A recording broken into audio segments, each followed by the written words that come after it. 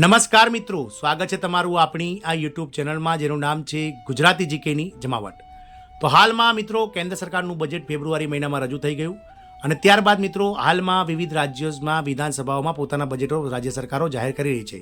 ગુજરાત રાજ્ય સરકારે પણ 20 ફેબ્રુઆરીના રોજ પોતાનું બજેટ રજૂ કરી દીધું છે.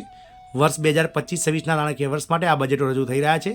આ તમામ અટકળો વચ્ચે મિત્રો આ રાજ્ય સરકાર દ્વારા પોતાની વિધાનસભામાં જે કર્મચારીઓ છે, રાજ્ય સરકારના લાખો વિવિધ વિભાગોમાં કામ કરતા કર્મચારીઓ માટે કેન્દ્ર સરકારના ધોરણે આ લાભ જાહેર કરી દેવામાં આવ્યો છે. જાણીએ વિડીયોમાં વિગતવાર કે મિત્રો રાજ્યના વિવિધ વિભાગો અને બોર્ડ કોર્પોરેશન નિગમમાં કામ કરતા લાખો કર્મચારીઓ માટે વિધાનસભામાં સરકારે કઈ મહત્વની જાહેરાત કરી છે અને તે લાભ કેન્દ્ર સરકારના ધોરણે જે જાહેર કરવામાં આવ્યો છે તેનાથી સરકારી કર્મચારીઓને કેટલો લાભ મળશે, તમામ માહિતી સાથે આજના વિડીયોમાં આપણે ઉપલબ્ધ છીએ. તો વિડીયોના અંત સુધી આ બન્યા રહો અને જો આપ અમારી ચેનલમાં નવા હોય તો અમારી ચેનલને તમે લાઇક, શેર અને સબસ્ક્રાઇબ કરવાનું ભૂલશો નહીં. સાથે જ બાજુમાં રહેલું બેલ આઇકોન દબાવીને ઓલ નોટિફિકેશન ઓન પણ કરી લો, જેથી કરીને ચેનલ પર મૂકવામાં આવતા આવા સરકારી કર્મચારીઓ, ભરતી, પેન્શનર્સ વગેરેને લગતા સમાચારો અને ન્યૂઝ અમારા ચેનલના માધ્યમથી તમને ઉપલબ્ધ થઈ જાય. તો હાલમાં વિવિધ રાજ્ય સરકારો દ્વારા પોતાના વિધાનસભામાં નાણાકીય વર્ષ 2025-26 માટે પૂર્ણ કદના બજેટો સરકાર રજૂ કરી રહી છે. તેમાં મિત્રો રાજસ્થાન સરકારની વાત કરીએ તો રાજસ્થાનના ભજનલાલ શર્મા સરકાર દ્વારા જે સરકારી કર્મચારીઓ છે રાજસ્થાનના વિવિધ વિભાગો અને બોર્ડ નિગમ કોર્પોરેશનના, તેમને કેન્દ્ર સરકારના કર્મચારીઓના જે છે તે મિત્રો ધોરણે ગ્રેજ્યુટી જે છે તે લાભ મિત્રો મળશે તેવી જાહેરાત કરવામાં આવી છે. આપ સૌને જણાવી દઈએ કે હાલમાં જે ગ્રેજ્યુટીની મર્યાદા છે તેમાં વધારો કેન્દ્ર સરકારના ધોરણે રાજસ્થાન સરકાર દ્વારા મંજૂર કરી દેવામાં આવે છે. તો રાજસ્થાનની રાજધાની જયપુરમાં યોજાયેલી કેબિનેટ બેઠકમાં ઘણા મોટા નિર્ણયો ગતરોજ લેવામાં આવ્યા છે, જે અંતર્ગત રાજ્યના કર્મચારીઓને હવે કેન્દ્રની જેમ ગ્રેજ્યુટીનો લાભ મળશે, જેની મર્યાદા હાલ રિટાયરમેન્ટ ટાઈમે ગ્રેજ્યુટી 20 લાખ રૂપિયા મળતી હતી તેને વધારીને 25 લાખ રૂપિયા કેન્દ્ર સરકારના ધોરણે કરી દેવામાં આવી છે. તો રાજસ્થાનમાં ગત શનિવારે જયપુરમાં મળેલી કેબિનેટ બેઠકમાં મુખ્યમંત્રી શ્રી ભજનલાલ શર્માની અધ્યક્ષતામાં એક કેબિનેટ બેઠકમાં યોજાઈ હતી, જેમાં ઘણા મહત્વપૂર્ણ નિર્ણયો લેવામાં આવ્યા હતા.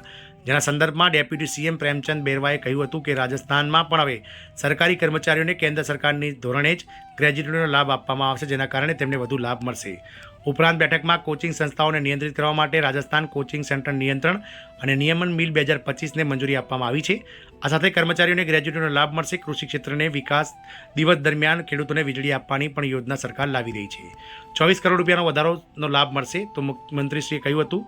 તો પ્રેમચંદ બેરવા જેઓ રાજસ્થાનમાં નાયબ મુખ્યમંત્રી છે તેમણે કહ્યું હતું કે રાજ્ય સરકારના કર્મચારીઓને હવે કેન્દ્ર સરકારની જેમ જ 1 જાન્યુઆરી 2024થી ગ્રેજ્યુટીનો લાભ મળશે. ગ્રેજ્યુટીની મહત્તમ મર્યાદા જે અત્યાર સુધી 20 લાખ રૂપિયા હતી તેને હવે 1 જાન્યુઆરી 2024થી 25 લાખ રૂપિયા કરવામાં આવી છે.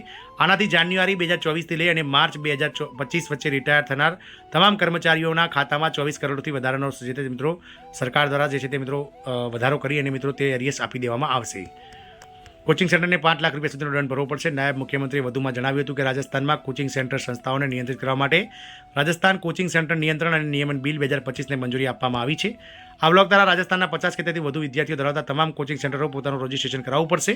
ઉપરાંત સરકારે બનાવેલા નિયમોનું પાલન પણ કરવું પડશે. નિયમોનું પાલન ન કરવા બદલ 2 લાખ રૂપિયા દંડ અને પછીથી 5 લાખ રૂપિયાની દંડની જોગવાઈ છે. આ પછી કોચિંગ સેન્ટરની માન્યતા રદ કરવામાં આવશે. દિવસ દરમિયાન હવે કૃષિ ક્ષેત્રને વીજળી આપવાની વાત પણ કરવામાં આવી છે. તો દિવસ દરમિયાન કૃષિ ક્ષેત્રને વીજળી પૂરી પાડવા માટે મંત્રીમંડળે એક મોટું પગલું ભર્યું છે. વર્ષ 2027 સુધીમાં કેન્દ્ર સરકારના મદદથી વીજ ક્ષેત્રમાં મોટા ફેરફારો કરવામાં આવશે. આ અંતર્ગત રાજ્યના વિવિધ વિભાગોમાં વિવિધ કંપનીઓને વીજ ઉત્પાદન માટે જમીન ફાળવણી આપવામાં આવી છે, જેથી ખેડૂતોને દિવસ દરમિયાન વીજળી પુરવઠો સુનિશ્ચિત કરી શકાય. આમ રાજસ્થાન સરકાર દ્વારા કેન્દ્ર સરકારના ધોરણે પોતાના વિવિધ વિભાગોમાં અને બોર્ડ નિગમ કોર્પોરેશનમાં કામ કરતા લાખો કર્મચારીઓને ગ્રેજ્યુટીનો લાભ 1 જાન્યુઆરી 2024થી આપી દેવામાં આવ્યો છે. 1 જાન્યુઆરી 2024થી લઈ અને 31 માર્ચ 2025 સુધીમાં રિટાયર થનાર કર્મચારીઓ અને જેઓ હાલમાં રિટાયર થઈ ગયા છે તેવા કર્મચારીઓને પણ એરિયસ સરકાર દ્વારા ચૂકવી દેવામાં આવશે, જેના માટે બજેટમાં અલગથી 24 થી 25 કરોડ રૂપિયાની જોગવાઈ પણ સરકારે કરી દીધી છે. એનાથી મિત્રો જે કર્મચારીઓ છે રાજસ્થાનના તેમનામાં આનંદની લાગણી છવાઈ ગઈ છે.